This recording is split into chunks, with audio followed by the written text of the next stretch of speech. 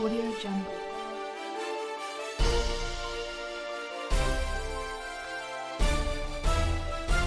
Audio Jungle.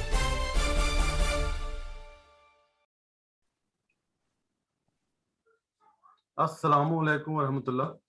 ناظرین, آپ کا ہمارے چینل وار میں خوش آمدید ہے. ناظرین, ہمارے دوست جو ہیں ایز یوزول جو آپ کے سامنے گاہے بگاہے مختلف موضوعات پر جو ہے وہ بات چیت کرتے رہتے ہیں. لاسٹ ٹائم سجاد صاحب اور ظفر صاحب نے بات شروع کی تھی تاریخی حوالے سے بنگلہ دیش اور پاکستان کی تاریخ پر. تو اسی ٹاپک کو آگے لے کر آج کی ایپیسوڈ میں پھر چلتے ہیں اور جہاں سے ہم نے لاسٹ ٹائم ختم کیا تھا وہیں سے شروع کرتے ہیں. جی, آپ دونوں کا بہت بہت شکریہ, آپ نے جوائن کیا. جی سجاد بھائی, کہاں تک پہنچے تھے لاسٹ ٹائم ہم؟ یحییٰ خان صاحب اور کیا تھا ہم بات کر رہے تھے 18 فروری 1971 جی جب بھٹو صاحب کا لاہور بہت بڑا جلسہ ہوا جس میں انہوں نے کہا کہ بنگلہ دیش یا مشرقی پاکستان اجلاس پہ کوئی نہیں جائے گا. اور دوسری طرف یحییٰ خان اور ان کی جو ان کی فوجی قیادت تھی, انہوں نے ڈھاکہ میں ملٹری آپریشن کی تیاری شروع کر دی. اب ایک طرف یحییٰ خان جو ہے یہ بنگلہ دیش میں ملٹری ایکشن کی تیاری کر رہے ہیں, اور دوسری طرف عوامی لیگ کو بھی اندازہ ہو گیا کہ صورتحال جو ہے وہ کافی خراب ہے اور اجلاس کے لیے وہ بے چین تھے. اب ایک پارٹی جس نے مینڈیٹ لیا ہے اسے ایک اکثریتی حمایت حاصل ہے, اب وہ اپنے ڈیموکریٹک رائٹس کے لیے وہاں پہ احتجاج کر رہے ہیں, تیاری کر رہے ہیں کہ اگر ہمارے ساتھ انہوں نے کوئی آپریشن کیا تو ہم اس کے بارے میں ہمارا لاہ عمل کیا ہوگا. فیبرری کے اینڈ میں 1971 میں جو وہاں کے گورنر تھے مشرقی پاکستان کے, گورنر احسن, انہوں نے یحییٰ خان کو مشورہ دیا کہ آپ اجلاس جو ہے وہ اس کو ملتوی نہ کریں. اس کے ظاہر وہ وہاں بیٹھے تھے اور وہ لیگ کی قیادت سے, عوامی لیگ کی قیادت سے ملتے بھی تھے, اور ان کو صورتحال کا اندازہ بھی تھا کہ اجلاس ملتوی ہونے کی صورت میں یہاں پہ صورتحال کتنی گمبھیر ہو سکتی ہے. اور ان کے اس مشورے کو ظاہر یحییٰ خان نے بالکل پسند نہیں کیا, اور انہوں نے ان کو گورنری سے ہٹا کے تو وہاں پہ جو فوجی سربراہ تھے ایسٹرن کمانڈ کے جنرل یعقوب خان, ان کو انہوں نے ان کی جگہ گورنری بھی دے دی, ان کو گورنر بھی لگا دیا. اچھا, اب 1 مارچ کو 1971 کو یحییٰ خان نے جو پہلے اس سے اعلان کیا تھا اسمبلی کا اجلاس بلانے کا, وہ اس نے جناب اس کو ختم کر دیا. اس نے اجلاس ختم کرنے کا اعلان جو ہے وہ 1 مارچ 1971 کو یحییٰ خان نے کر دیا, ڈسمس کر دیا.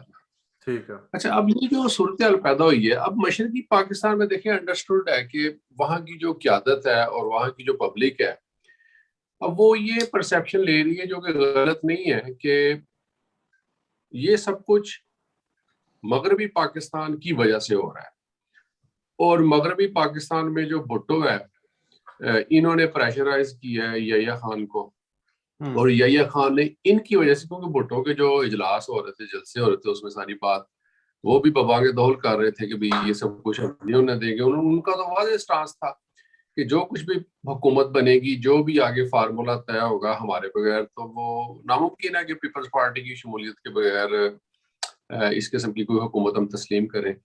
اور اجلاس کو ملتوی کرنے کا مطلب سیدھا سیدھا یہی تھا کہ عوامی لیگ جو ہے وہ اس کی اکثریت جو ہے اس کو وہ ایکسیپٹ نہیں کر رہی, اور یحییٰ خان جو ہے وہ سارے وہ کام کر رہے ہیں جو کہ بھٹو اس کو کہتے ہیں, اور وہ ہر کام وہ کرنا چاہتے ہیں. 1 مارچ کی شام کو 1971 میں جو مجیب تھے, یہ جو وہاں کا گورنمنٹ ہاؤس ہے, وہاں پہ جا کے یہ فوجی قیادت سے ملتے ہیں, اور ان کو یہ دوبارہ کوشش کرتے ہیں کہ میں کس طریقے سے ان سے نیگوشیٹ کر سکوں, ان کو میں سمجھا سکوں.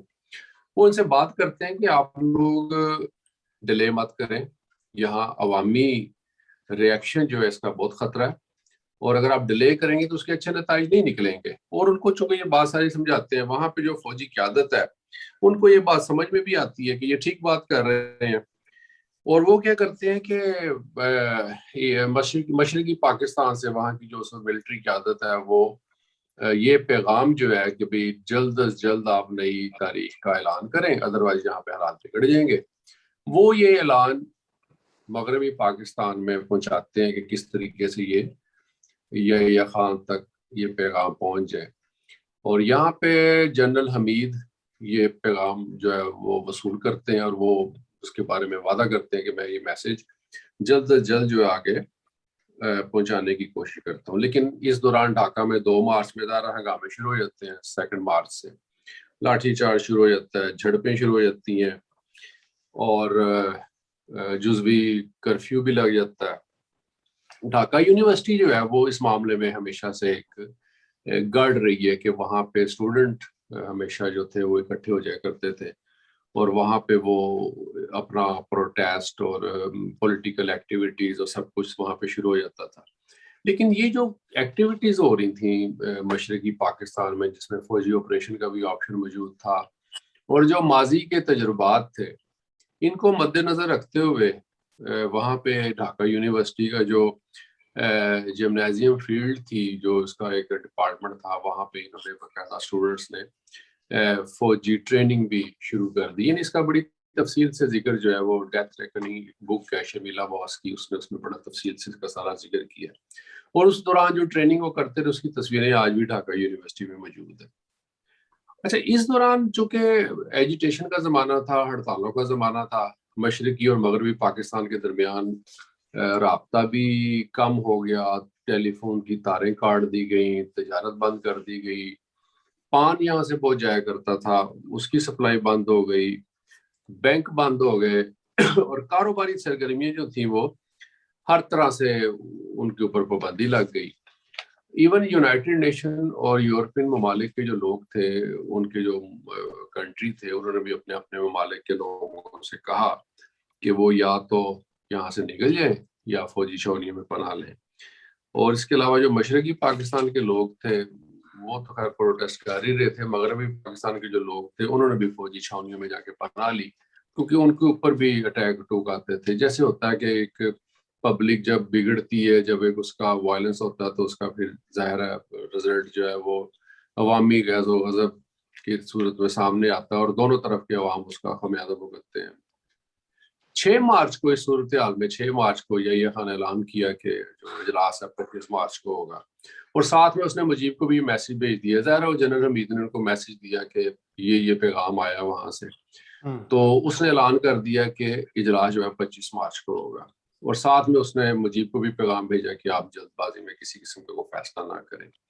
7 مارچ کو پلٹن میدان ہے وہاں پہ مجیب کا ایک خطاب تھا، شیخ مجیب کا، اور اس میں لاکھوں لوگ موجود تھے اور لوگ جو تھے وہ ڈیفینیٹلی ڈیسپریٹ تھے اور وہ اس انتظار میں تھے کہ اب جو شیخ مجیب اعلان کریں گے آزادی کا یا اس قسم کا کوئی اعلان کریں گے اور ہم لوگ ظاہر ہے اب باتیں جو اس قسم کی ہو رہی تھیں 6 نکات پہ آلریڈی الیکشن ہو چکا تھا اور معاملات بہت آگے تک چلے گئے تھے، بد اعتمادی کی فضا جو تھی وہ قائم تھی.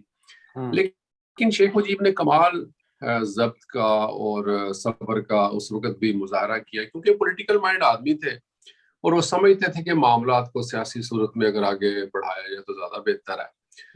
انہوں نے صرف وہاں پہ جو تھی ایک روٹین کا خطاب کیا لوگوں کو، انہوں نے پرامن رہنے کی ایک نصیحت کی اور انہوں نے اپنے مطالبات کے حق میں آوازیں بلند کی اور انہوں نے حکومت کو بھی یہ مطالبہ کیا کہ وہ جلد از جلد اقتدار جو ہے وہ اکثریتی پارٹی کے سپرد کر دے. یہ تو ہوگی بات 7 مارچ تک. اب دیکھیں یہ سارا جو معاملہ ہے اس کے اندر ایک طرف ہے مشرقی پاکستان کی پالیٹکس اور ایک طرف ہے مغربی پاکستان کی پالیٹکس. اب مغربی پاکستان میں صرف بھٹو جو ہیں وہ چونکہ اکثریتی پارٹی کے سربراہ تھے اور ان کو اکثریت حاصل تھی، لیکن اس کا مطلب یہ نہیں تھا کہ سارا پاکستان ان کے ساتھ شامل تھا. یہ تو انہوں نے بھی کہا کہ سندھ اور پنجاب کی چابیاں میری جیب میں ہیں. ان کو سندھ میں بھی نہیں اتنی اکثریت ملی تھی جتنی پنجاب میں ملی تھی. بھٹو صاحب بیسیکلی پنجاب میں ان کو واضح اکثریت ملی اور پنجاب کی بنیاد پہ وہ آگے آئے. اب جو باقی وہاں پہ پارٹیاں تھیں، باقی باقی جو لوگ تھے جو بھٹو صاحب کی بھی مخالفت کرتے تھے اور مجیب کے بھی فیور میں تھے اور یحییٰ کی بھی مخالفت کرتے تھے، انہوں نے مجیب کی فیور میں، شیخ مجیب کی فیور میں آواز اٹھائی. اس میں نواب زادہ نصر اللہ مشہور ہستی، مفتی محمود، اصغر خان جو بھٹو کے خلاف انہوں نے الیکشن بھی لڑا تھا تحریک استقلال والے، اور میاں طفیل، یہ جماعت اسلامی، ولی خان، نور خان، یہ سارے لوگ جو تھے وہ اس حق میں تھے کہ مجیب کی اکثریت ہے اور مجیب کو اقتدار دینا چاہیے اور اس کو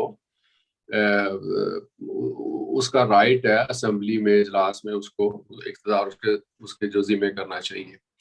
اب دوسری طرف یہ لوگ بھی حکومت کے خلاف، موجودہ حکومت کے خلاف اور بھٹو کے خلاف سرگرم تھے اور مجیب کے بارے میں یہ لوگ اچھی رائے رکھتے تھے. ادھر سے پیپلز پارٹی کی جلسے اپنے عروج پہ تھے، بھٹو صاحب کے نعرے لگ رہے تھے. 14 مارچ کو کراچی کے نشتر پارک میں بھٹو نے ایک بہت بڑے جلسے سے خطاب کیا، جس میں جو ایک بڑی مشہور بات ہوئی ہے، جس میں انہوں نے کہا ادھر ہم اور ادھر تم. یہ ایک بڑی ان کی مشہور جو ہے نا تقریر سے اقتباس لیا جاتا ہے. اس میں بات کرتا ہوں تھوڑی جی. واقعی یہ بہت دفعہ سنا، ویسے یہ بات یعنی حقیقت ہے، کوئی ایسے میرا خیال ہے میں نے جلدی روک دیا. یہ جو اطہر عباس تھے، میں اوکے چلیں ٹھیک سے. وہ مجھے یاد ہے یہ اطہر عباس صاحب جب اپنا ٹی وی کا پروگرام کیا کرتے تھے نا، اس میں انہوں نے خود کہا تھا کہ بھٹو کی جو تقریر تھی نا، جب اس کی انہوں نے خبر لگائی اپنے اخبار میں تو اس کی سرخی یہ بنائی تھی ادھر ہم ادھر تم. مطلب اطہر عباس کے مطابق یہ الفاظ کبھی بھٹو نے ادا نہیں کیے، یہ صرف ایک اخبار کی سرخی تھی. جی علی بھائی. اچھا، وہ بیسیکلی یہ جیسے آپ نے کہا نا، یہ سرخی لگائی تھی اطہر عباس نے بالکل. اور بھٹو کا بیسیکلی اس اجلاس میں جو نظریہ تھا وہ یہ تھا کہ ادھر ہمیں اکثریت ملی ہے، ادھر تمہیں اکثریت ملی ہے، تو یہاں کے لوگ، یہاں کے تم ریپرزینٹیٹر نہیں ہو، وہاں کے ہم ریپرزینٹیٹر نہیں ہیں. اور عباس اطہر جو تھے وہ ایک ڈائی ہارڈ پیپلیے تھے، یعنی یہ بات بھی. میں تھوڑا سا آپ سے اختلاف کروں گا یہاں پہ. دیکھیں، ایسے نازک صورتحال پہ جب اتنی زیادہ صوبائیت اور وہ پھیل رہا ہو، تو پولیٹیکل لیڈرز کا کام ہوتا ہے کہ وہ ایسے الفاظ مت بولیں یا ایسی باتیں مت کریں کہ جن کے دو معنی نکلتے ہیں. مطلب جس طرح ابھی آپ نے مطلب اب اگر ادھر ہم ادھر تم کا مطلب لیا جائے تو مطلب اکثر لوگ یہی سمجھیں گے کہ ٹھیک ہے بھائی تو ادھر تم رہو، ادھر ہم رہتے ہیں، مطلب الگ ہو جائے. مطلب یا میں تھوڑا سا بھٹو کو کرٹیسائز کروں گا کہ اگر وہ کچھ اور الفاظ کا استعمال کرتے یا سیدھے لفظوں میں وہ کہتے کہ صرف تمہیں اکثریت نہیں ملی ہے یا صرف اکثریت کی بل بوتے کے اوپر سارے فیصلے نہیں ہو سکتے، تو مطلب زیادہ بہتر ہوتا. میرا یہ کرٹیسزم. ہاں، یہ بات درست ہے. وہ اصل میں جہاں یہ سیاسی معاملات آ جاتے ہیں، اس نے اپنی پبلک کے سینٹیمنٹ کو دیکھا، ادھر مجیب اپنی پبلک کے سینٹیمنٹس کو دیکھ رہے تھے، زومانی باتیں ہو رہی تھیں، کھل کھلا کے اظہار ہو رہے تھے، تو یہ پوری فضا بن جاتی ہے جس کے اندر پھر ہر طرح کے الفاظ اور ہر طرح کی باتیں، وہ الفاظ آج تک ان کے گلے پڑے ہوئے، وہ ان سے نجات نہیں مل سکی. تو یہ ساری باتیں ہو رہی تھیں اور یہ ایک تاثر جو تھا ان سب باتوں کے نتیجے میں، تو وہ تو چلا گیا کہ بھٹو جو ہے وہ مجیب کو اقتدار دینے کے قائل نہیں ہے، اور بھٹو جو ہے وہ اپنی شمولیت کے بغیر کسی بھی قسم کی آئندہ حکومت کا تصور بھی نہیں رکھتا. اور یہ کانسیپٹ اتنا غلط بھی نہیں تھا، بات بھی درست تھی کہ بھٹو نے اس معاملے میں اپنا جو رول ادا کیا ہے اس میں واضح ہے کہ he was very ambitious to take power. لیکن پولیٹیشین ہر ایک ambitious ہوتا ہے، ہر ایک کا یہی گول ہوتا ہے کہ مجھے کس طریقے سے اقتدار ملے. 15 مارچ کو صدر صاحب جو تھے نا ان ساری صورتحال میں، اس نے پہلے اعلان کر دیا 25 مارچ کو ڈھاکہ میں اجلاس ہوگا. 15 مارچ کو جو صدر یحییٰ خان ہے یہ جناب ڈھاکہ تشریف لے جاتے ہیں.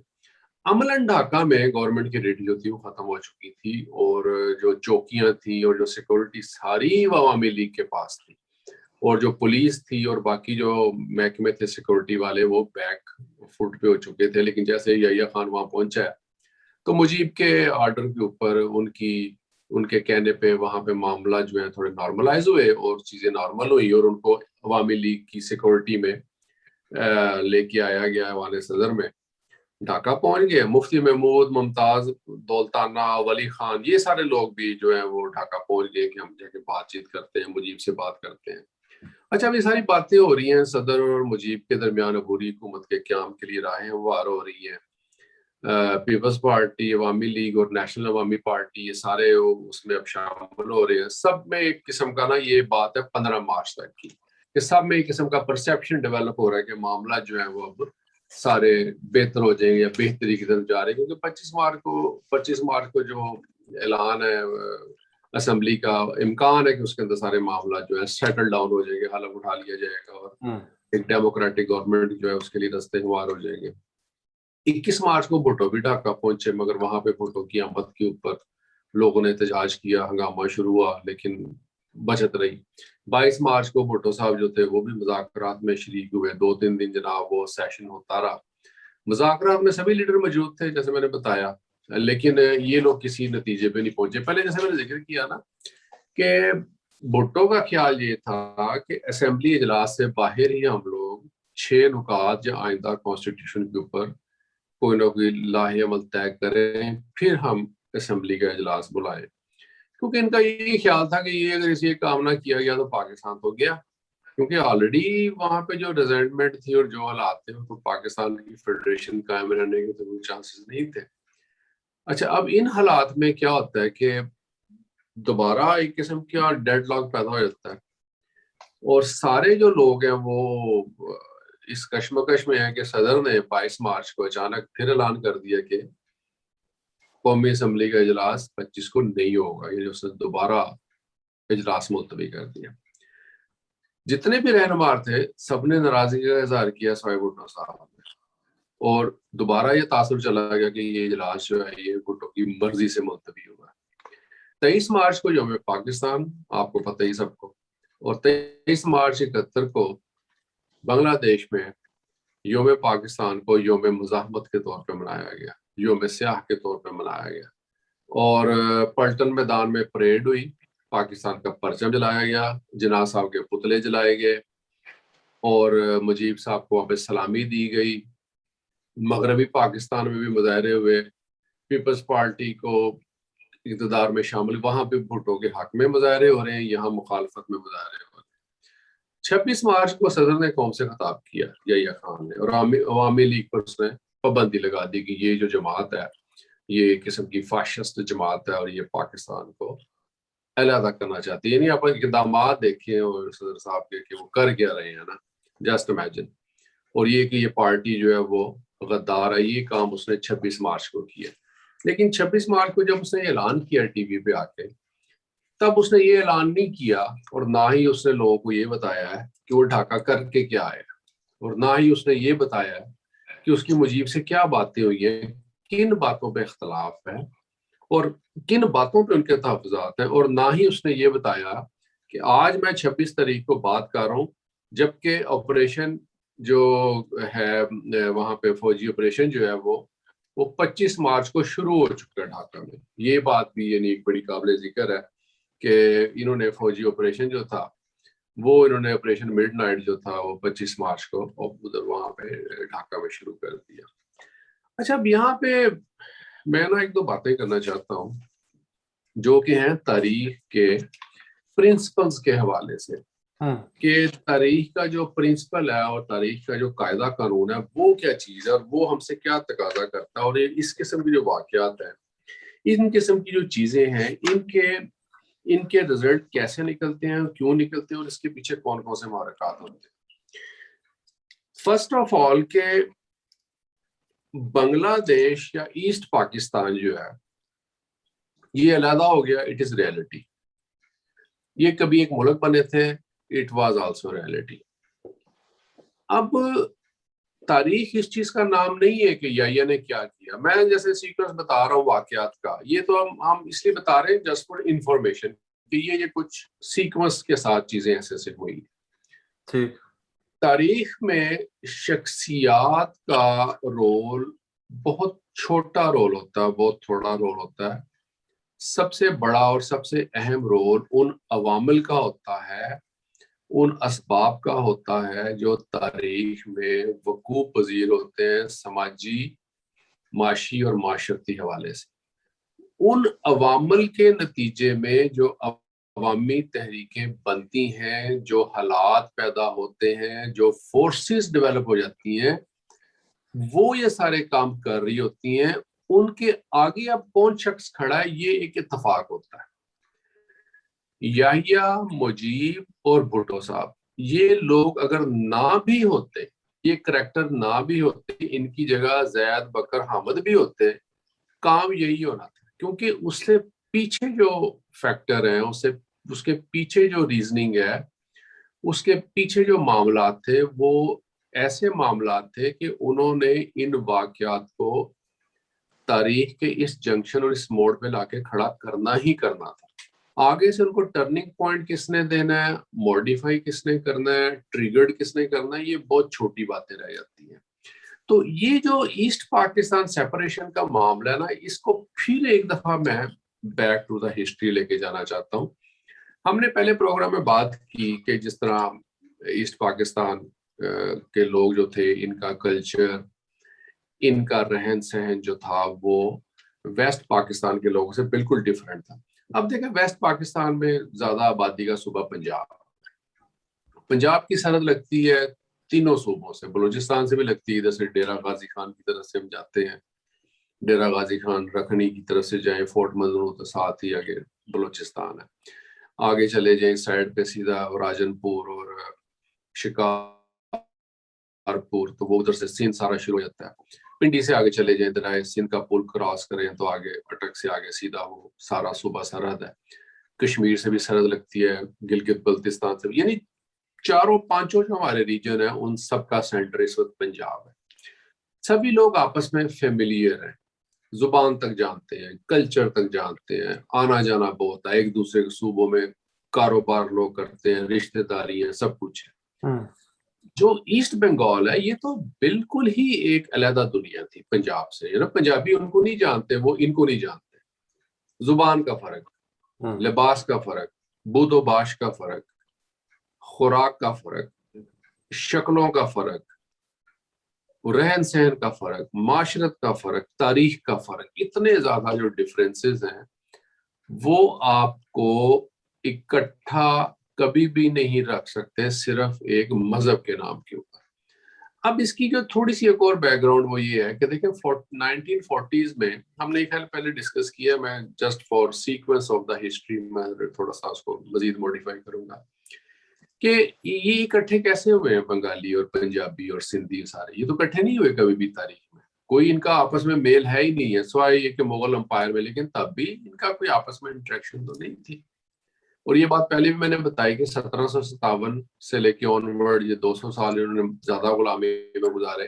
اس کا ایک فائدہ یہ بھی ہوا کہ انہوں نے جو کلکتہ میں سب سے پہلے انگریزوں کا ہیڈ کوارٹر تھا, دلی سے پہلے تو کلکتہ ہیڈ کوارٹر تھا نا انگریزوں کا, اس کی وجہ سے یہ ویسٹرن وے آف تھنکنگ اور وے آف انڈرسٹینڈنگ سے زیادہ فیملیئر تھے as compared to Punjabi and other people. انہوں نے کلکتہ میں جو کچھ دیکھا اور جو کچھ ان کی ایجوکیشن تھی, جو ٹریننگ تھی, وہ باقی لوگوں سے بہت زیادہ تھی.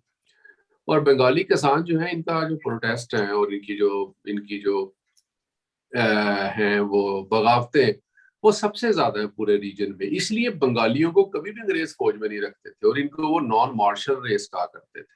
یہ وجہ تھی بیسیکلی, ادروائز یہ نہیں کہ بنگالی لڑ نہیں سکتے تھے, وہ بنگالیوں پہ ٹرسٹ نہیں کرتے تھے. اور ایک اور امپورٹنٹ بات یہ کہ جو ویسٹ بنگال تھا وہاں پہ کمیونسٹ پارٹی جو تھی اس کو ہمیشہ ہی بڑی اہمیت اور فوقیت رہی ہے as compared to other India.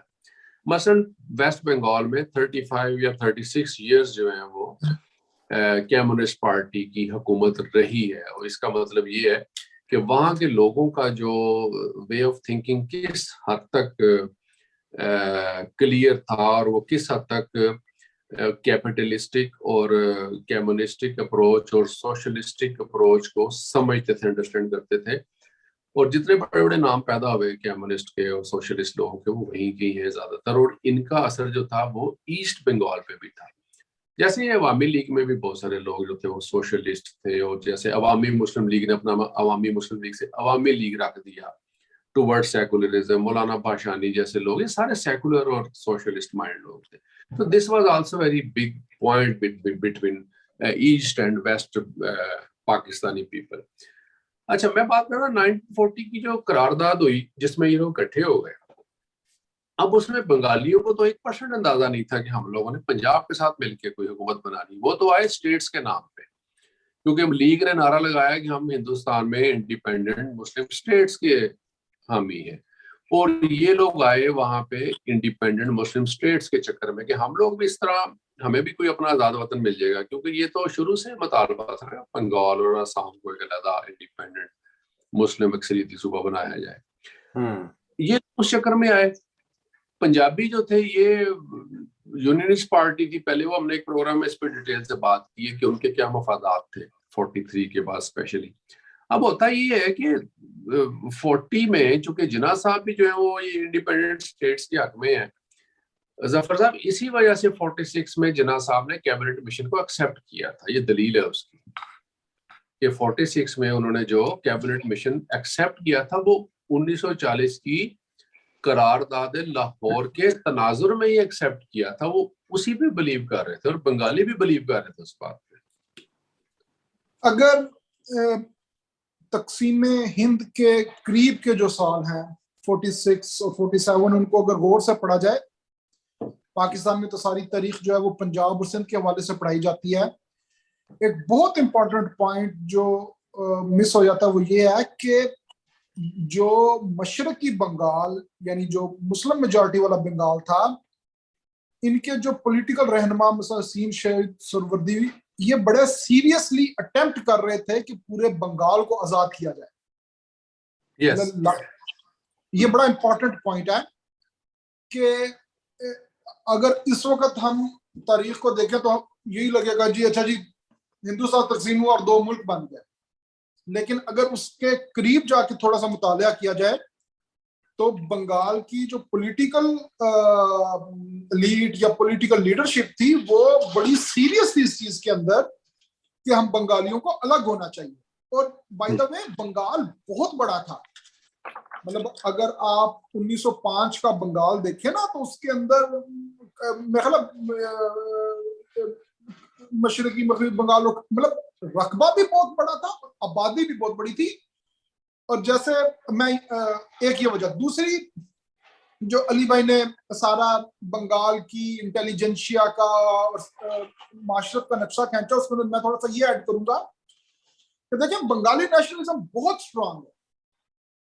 Bengali nationalism کے اوپر تھوڑے عرصے کے لیے تو بظاہر چھاپ نظر آئی ہو ہمیں اسلام کی, لیکن بنگالیوں کا جو پاکستان بنانے کا جو سوچ کہنے اس معاشرت میں جو تھی یا اس کی جو پولیٹیکل لیڈرشپ اور عام سماج میں جو سوچ تھی وہ قطعاً ایسی نہیں تھی جو پنجاب کے اور سندھ کے اور دوسرے مغربی پاکستان کے مسلمانوں کی تھی کہ جیسے بس یہاں تو بس مطلب اسلام کے نام پہ ہوگا سب کچھ ہوگا.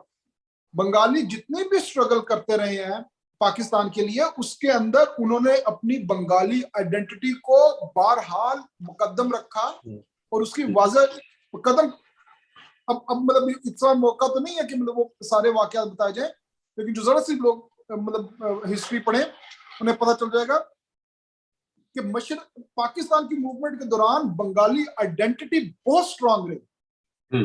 اور یہی وجہ ہے کہ مطلب ایک مطلب محمد علی جناح جن کو قائد اعظم کہا جا رہا ہے, قوم کا باپ کہا جا رہا ہے, ایون وہ بندہ بھی جب ڈھاکہ میں کہتا ہے کہ اردو زبان ہوگی تو کوئی پولیٹیکل لیڈرشپ اس کو بیک اپ نہیں کرتی. ہاں اس بات کو بیک اپ کیا تھا خواجہ ناظم الدین نے, اور یہاں پہ یہ بات ضروری ہے کہ خواجہ ناظم الدین کا تعلق اردو بولنے والی بنگالی ایلیٹ سے تھا. وہ بہت چھوٹی ایک ایسی بنگالی ایلیٹ بہرحال موجود تھی, جیسے مثال کے طور پہ آپ اس وقت اگر لاہور کو دیکھیں یا پنڈی کو دیکھیں تو generations after generations of urbanization کچھ لوگ اپنی زبان سے کچھ دور ہوتے جاتے ہیں اور مطلب اردو اپنا لی انہوں نے, تو بالکل اسی طرح بہت تھوڑی تھی. لیکن میجورٹی آف جو بنگالی پولیٹیکل لیڈرشپ تھی اس نے شدید ریزسٹ کیا تھا کسی بھی اپنی زبان. اور دیکھیں بنگالی زبان نا بہت رچ، اس کا اسکرپٹ محفوظ ہے.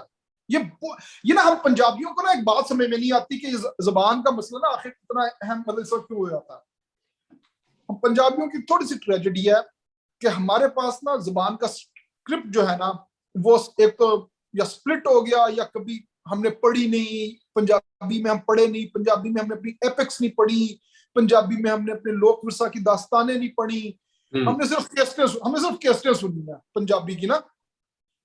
بنگالیوں کا یہ حساب نہیں تھا، وہ اپنی جو ایپک داستانیں ہیں اور اپنی بنگال کی تاریخ اور اپنے بنگال کی عظمت کے ترانے وہ سارے وہ اپنی بنگالی زبان میں پڑھتے تھے، اور ان کا دیوناگری رسم الخط تھا. بالکل جو بہت ٹرو ریپریزنٹیشن ہے سب کانٹیننٹ کے لینگویجز کی. اور یہ مطلب میں تھوڑا سا ناظرین کے لیے یہ ایمفسائز کرنا چاہتا ہوں کہ آخر مطلب جو سارے فیکٹرز تھے ان میں یہ ساری چیزیں بہت امپورٹنٹ ہیں. جی علی بھائی. بہت شکریہ. بہت آپ نے امپورٹنٹ پوائنٹ جو ہے وہ اس میں اضافہ کیا ہے، خاص طور پہ لینگویج کے حوالے سے. اور یہ کوئی معمولی نکتہ نہیں ہے کہ بنگالی نیشنلزم کے اندر لینگویج کو کیا. اچھا یہاں پہ دیکھیں ایک اور مسئلہ کھڑا ہوا نا، جیسے جناح صاحب نے اعلان کیا نا کہ اردو نیشنل لینگویج ہوگی. اب لیگ جو ہے علی بھائی وہ میرے ذہن سے واقعہ نکلنا چاہے، لیکن اس کی تھوڑی سی امپورٹنس مطلب میں اسی ڈسکشن بولا تھا. ادب کا نوبل پرائز بنگالی میں ٹیگور کو ملا. ایک بہت امپورٹنٹ واقعہ ہے کہ جب ٹیگور سے کہا گیا کہ آپ مطلب اس کو علامہ اقبال کا بتایا گیا کہ پنجابی کا مطلب پنجاب کے علاقے سے بہت بڑا ہے، تو ٹیگور نے اعتراض کیا تھا کہ میں اس بندے سے کیا بات کروں جو اپنی زبان میں شاعری نہیں کرتا. دیکھیں یہ چیز بھلے ہمیں پسند نہ آئے، مطلب پنجاب کے رہنے والوں کے لیے علامہ اقبال اس کی شاعری کی بہت اہمیت ہے، لیکن from a nationalistic point of view, from a linguistic point of view یہ اسٹیٹمنٹ بہت امپورٹنٹ ہے ٹیگور کی. یہ اس سارے بنگال کی سوچ کی وضاحت کرتی ہے کہ ان کے لیے اپنی زبان کتنی اہم تھی. اور دوسری بات یہ کہ جب ٹیگور ادھر آیا تھا، اب مجھے ایگزیکٹلی یاد نہیں ہے، تو اس کو نا اردو میں شاعری سنائی تو اس نے روک دیا. اس نے کہا تھا میں پنجاب میں آیا ہوں، مجھے پنجابی میں کچھ سنائے. تو پھر اس کو ایک اسٹوڈنٹ نے ہیر رانجھا سنائی تھی، اور ٹیگور کے الفاظ تھے یہ تو ایسے لگ رہا ہے کہ جیسے کوئی زخمی فرشتہ فریاد کر رہا ہو. واہ واہ واہ کیا بات. مطلب یہ میں تھوڑا جو ہمارے دیکھنے والے ان کو بتانا چاہتا ہوں کہ زبان کی اہمیت کیا ہوتی ہے، اور اس کی زبان کی بالکل بڑی اہمیت ہے، اور اس اہمیت سے مسلم لیگ کچھ نہ کوئی واقف تھی. مسلم لیگ کی جو لیڈرشپ نے پتہ کیا کیا ہے، مسلم لیگ کی لیڈرشپ نے یہ فیصلہ کیا یہ پاکستان بنا رہے ہیں دو قومی نظریے کے اوپر. دو باتیں ہیں بڑی امپورٹنٹ. 47 سے پہلے جناح صاحب قائل ہیں کمزور مرکز اور صوبائی خود مختاری کے. یہی مطالبہ تھا نا، 1940 میں بھی یہی مطالبہ تھا، 46 میں بھی یہ مطالبہ تھا. یہ مشرقی پاکستان اور مغربی پاکستان کا کانسیپٹ تو آیا اپریل 47 میں.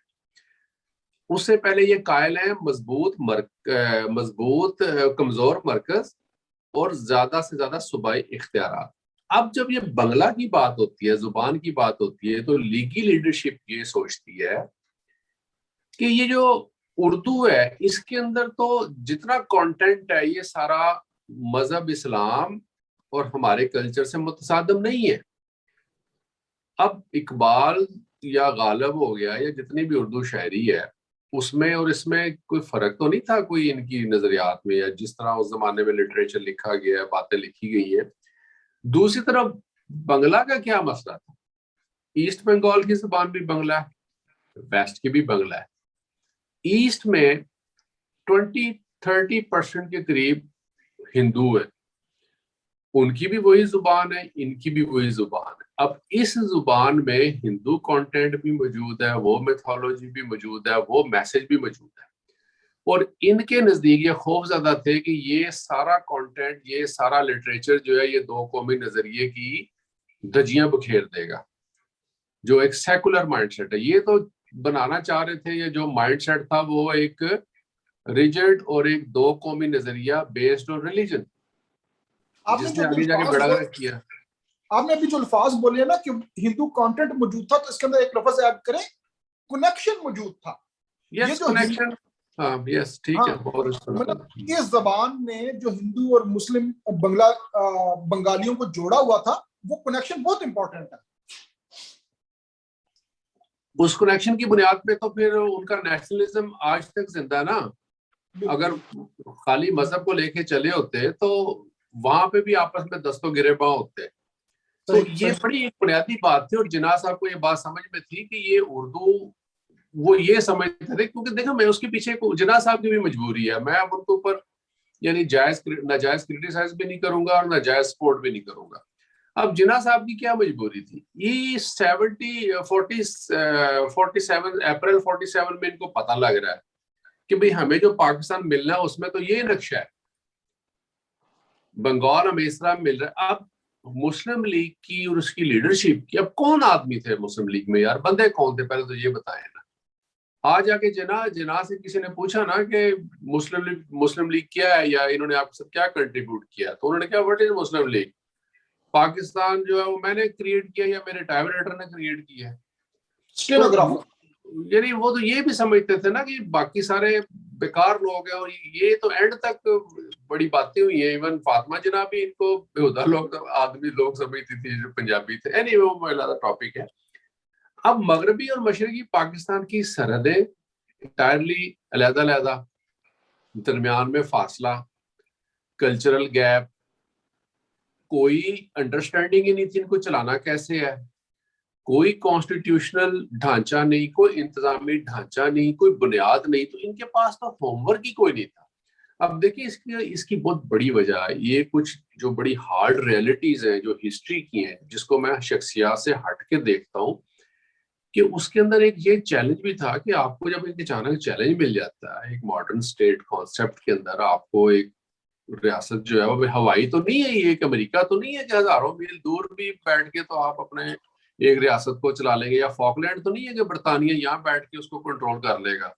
یہ امیر ریاستیں، ان کی نیشنلٹی کے لیے، پاسپورٹ کے لیے دنیا دی ہے، تو وہ تو یہ دنیا کے کسی جزیرے کو کہیں کہ تم ہماری ریاست بن جاؤ تو وہ تو بخوشی کہہ دیں گے بھائی جی سو بسم اللہ. ٹھیک ہے. اب ایسا ایک ملک جو اس زمانے میں بنا ہے، اور ایک طرف بنگلہ دیش، ایک طرف یہ، اب ان میں آپس میں کوئی میوچل انڈرسٹینڈنگ نہیں. پہلے میں نے آپ کو بتایا کہ کلچرل ویلیوز سیم نہیں ہے، لینگویج سیم نہیں ہے، جیوگرافی ان کے خلاف ہے، کوئی چیز ان کے آپس میں نہیں ملتی، ان کی ایپک سٹوریز ایک نہیں ہے. ان کی کتابوں میں جو بنگلہ کی کتابیں ہیں اور جو پنجاب کی کتابیں ہیں سندھ، ان میں کہاں ذکر ہے ایک دوسرے کا؟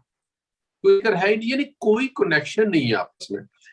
اب ان کے اندر اس چیز کا ڈیفینیٹلی فقدان تھا بھی اور ہونا بھی تھا کہ یہ آگے اکٹھے کیسے چلیں گے. اس کا نتیجہ کیا نکلا؟ دیکھیں انڈیا کی تو خیر خوش قسمتی کہ وہاں میں نہرو جیسے لوگ زندہ رہے.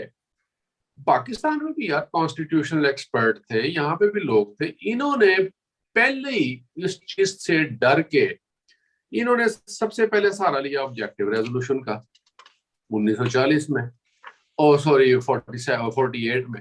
اب یہ جو آبجیکٹیو ریزولوشن جو ان کے گلے پڑی ہے، اب اس نے جو تھوڑی بہت بنگالیوں کا ایک، اب بنگلہ دیش میں اس آج کے بنگلہ دیش اس وقت کے ایسٹ پاکستان میں ایک نیشنل کانگریس تھی جو ان کی پارٹی تھی. ایک تو نیشنل کانگریس وہ تھی نا، ایک پاکستان نیشنل کانگریس بنی تھی بعد میں. ایک تو نیشنل کانگریس وہ تھی نا جو انڈیا کے زمانے میں تھی، ان کا 20-30% ووٹ تھا وہاں پہ.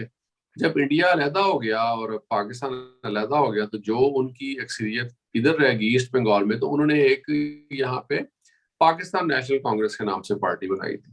تو انہی کے ایک ممبر تھے نا چٹر پادیا، جس نے پھر تقریر کی تھی بڑی اس کے خلاف کہ یہ تم لوگ کیا کر رہے ہو، ہم لوگوں نے یہاں رہنا ہے، تو یہ جو تم لوگوں نے قرارداد پاس کر دی ہے ہم تو اس کی باز گشت مستقبل میں سنائی دے رہی ہے، ہم یہاں کیسے رہیں گے. تو ان کو تو سمجھ آ گئی تھی کہ کام خراب ہو گیا.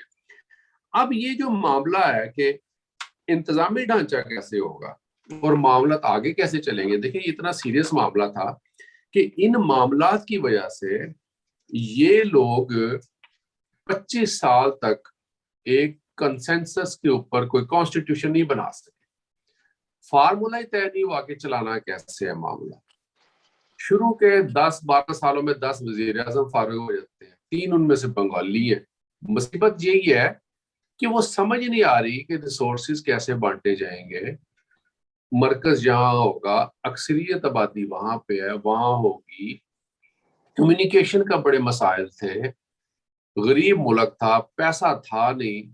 इधर अगर कोई 4 बिल्डिंगें बन जाती थी, वहां अदम तहफ़्फ़ुज़ हो जाता था, वहां की एक्सपोर्ट बढ़ जाती थी, यहाँ मुसीबत पड़ जाती थी। तो ये एक ना बड़ा नेचुरल किस्म का डिजास्टर जो था वो पैदा होने के लिए जा रहा था, जिसकी जो तमाम तर वजूहात थी वो बदरजा अतम इस मुल्क की तामीर में मुज़मिर थी। वो कहते हैं ना, एक मेरी तामीर में मुज़मिर है एक सूरत खराबी की। तो वो पाकिस्तान का इंफ्रास्ट्रक्चर इस किस्म का था, इसकी बुनियाद इस किस्म की थी कि ये सारे मामला इस नहज पे पहुंचने ही पहुंचने थे, और ये इमारत एक ना एक दिन गिरनी ही गिरनी थी, जो इसका अंजाम हुआ। तो ये एक बड़ा इम्पोर्टेंट इशू था कि ये जो पर्सनैलिटीज थी जिनका मैंने जिक्र किया, या भुट्टो, मुजीब, ये ना भी अगर होते तो जिन बुनियादों के ऊपर पाकिस्तान की बुनियाद रखी गई, ये सब कुछ होना ही होना था। देखें, किसी दिन कॉन्स्टिट्यूशनल हिस्ट्री पे अगर हमने बात की ना, तो ये बड़ा लंबा मौजू है कि जो 56 का कॉन्स्टिट्यूशन बना सबसे पहले, जिसके अंदर बांग्ला जुबान को तस्लीम कर लिया गया था। उसके बाद अपना 62 का कॉन्स्टिट्यूशन बना, अयूब खान ने बनाया। उसमें क्या क्या कुछ मामला थे, इसमें क्या क्या कुछ मामला थे। इनसे तो पैरिटी के प्रिंसिपल के ऊपर भी कोई फार्मूला तय नहीं हो रहा था। देखिए, 2 हाउसेस की जब बात होती थी, तो यहाँ तो अगर नेशनल असेंबली में ईस्ट पाकिस्तान ज्यादा सीटें ले भी जाता है, तो जो सेनेट का मसला होता था वो तो उसमें 5 सूबे आ जाते थे ना। अब 5 सूबों का बराबरी की बुनियाद पे जब सेनेट में नुमाइंदगी देंगे, तो ईस्ट पाकिस्तान का तो एक सूबा है, इतनी अक्सरियत आबादी का, तो यहाँ 4 सूबे हैं छोटे छोटे, उससे बढ़ जाते हैं। तो ये पैरिटी का भी जो प्रिंसिपल था ना, पॉलिटिकल बुनियादों के ऊपर और नुमाइंदगी के हवाले से भी, ये भी बहुत ही कंफ्यूज्ड इशू था, और ये लोग उसको तय नहीं कर सके। और इसके ऊपर इन्होंने बड़े मगज खपाई है, इसकी बड़ी छोटी डिटेल्स है, लेकिन मैं ये बात इसलिए कर रहा हूँ कि ये सारे मसाइल थे इस रियासत के, और इन्हीं मसाइल से तंग आके, अच्छा फिर एक और बहुत बड़ी बात, मैंने पहले प्रोग्राम में भी ये बात की थी कि इस सारे मामलात में ये जो ईस्ट पाकिस्तान सेपरेशन हुई है, इसमें सबसे बड़ा जो किरदार है किसी शख्सियत का, वो है अयूब खान का। यानी भुट्टो, मुजीब और याहिया, ये तो एंड के ऊपर इनकी सूरतें नमूदार होगी ना। इसके पीछे जितनी बुनियाद बनी है, हमने अब जिस तक डिस्कस किया कि बंगाली जो थे ये पढ़े लिखे लोग थे, डेमोक्रेटिक माइंड थे, कल्चरल वैल्यूज बड़ी स्ट्रांग थी, historical they were very rich people, और अपने हकूक के हवाले से वो बहुत ज्यादा वेल अवेयर थे। और उनकी जो पॉलिटिकल स्ट्रगल है वो बाकी सारी कौमों से सबसे ज्यादा थी, और उनके अंदर जो एक सोशलिस्ट और एक कम्युनिस्ट नुक्ता नजर था अपने हकूक के बारे में, उसके हवाले से भी बड़ी आगाही थी। इन सब चीजों को डिप्रेस किया, इन सब चीजों को चैलेंज दिया था अयूब खान का जो दौरे हुकूमत था उसने, क्योंकि उसके हुकूमत के दौरान जो एक बेसिक डेमोक्रेसी का ड्रामा रचाया गया, और अयूब खान का जो एक रेफरेंडम था जिसके अंदर उसके अपने मुंतखब शुदा 80,000 काउंसलर थे, वो बेसिक डेमोक्रेसी और सदारती निज़ाम, वो तो बहुत बड़ा फ्रॉड था। और उस फ्रॉड के तहत बंगाली जो थे वो बहुत ज्यादा आदम तहफ़्फ़ुज़ का शिकार हुए कि यार ये हो क्या रहा है।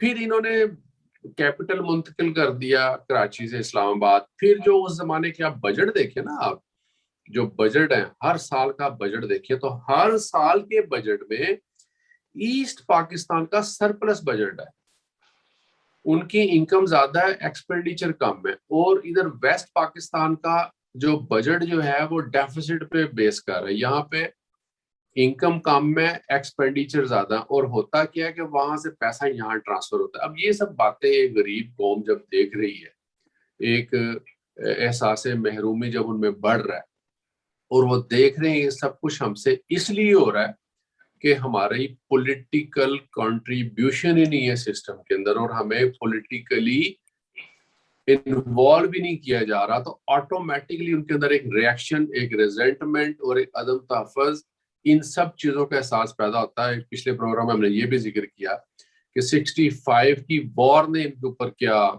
نیگیٹو امپیکٹ جو تھا وہ پیدا کیا. 65 کی وار میں ایک اور امپورٹنٹ بات ہوئی تھی کہ چین نے بھی دھمکی دے دی تھی نا, کیونکہ 62 میں چین کا اور انڈیا کا آپس میں تصادم ہوا تھا, لڑائی ہوئی تھی جس میں چین نے انڈیا کو بار مارا تھا. تو چین نے اس زمانے میں دھمکی دی تھی انڈیا کو کہ اگر تم لوگوں نے ویسٹ پاکستان پہ حملہ کیا تو ہم تم پہ اٹیک کر دیں گے. دیکھیں اس کا بڑا امپیکٹ ہوتا ہے. اس کا امپیکٹ یہ ہوتا ہے کہ ایسٹ پاکستان یہ سمجھتا ہے کہ ہماری حفاظت چین کر سکتا ہے, پاکستان نہیں کر سکتا. تو ان سب چیزوں کے بڑے دور رس اثرات مرتب ہوتے ہیں, اور بڑے بڑے اس کے پھر آپ دیکھتے ہیں تاریخ میں اس کے نتیجے نکلتے ہیں. جی شکریہ علی بھائی, بڑا آپ نے سمرائز کیا سارا وہ عوامل جو اس سقوط ڈھاکہ کے اوپر منتج ہوئے. تو آگے چلتے ہیں, آگے آپ بتائیں کہ پھر 26 مارچ کے بعد جب یہ منسوخ ہوتا ہے تو پھر آگے کیا ہوتا ہے؟ ابھی ٹائم کتنا رہتا ہے دیکھیں میں وہی کہنے والا تھا کہ ٹائم جو ہے وہ ختم ہو گیا اس ایپیسوڈ کا. میرا خیال ہے یہ جو نیکسٹ ٹاپک ہے, چونکہ اس نے بھی میرا ٹائم تو تھوڑا لینا ہی ہے, ظاہر ہے سیر اصل بحث ہونی چاہیے, تو اس کو پھر نیکسٹ ایپیسوڈ میں کرتے ہیں. تو اس کو ختم کرتے ہیں. تو دوستو ابھی گفتگو یہ جاری ہے, بڑی دلچسپ اور مزیدار موضوعات جو ہیں وہ نکل رہے ہیں, ٹاپک نئے نئے آ رہے ہیں, اور فیکٹس کے اوپر جو ہے وہ بات ہو رہی ہے. مزہ اس چیز کا یہ ہے کہ بات فیکٹ کے اوپر ہو رہی ہے ہسٹوریکل پوائنٹ آف ویو سے, تو بڑا مزہ آ رہا تھا سننے کا. لیکن چونکہ ایپیسوڈ کا ایک ٹائم مقرر ہے, تو انشاءاللہ پھر ہم اگلی ایپیسوڈ میں یہیں سے شروع کرتے ہیں. تو ہمارے ساتھ رہیے گا پلیز. تب تک لیے اجازت, اللہ حافظ. آپ دونوں کا بہت بہت شکریہ جی. Okay, thank you.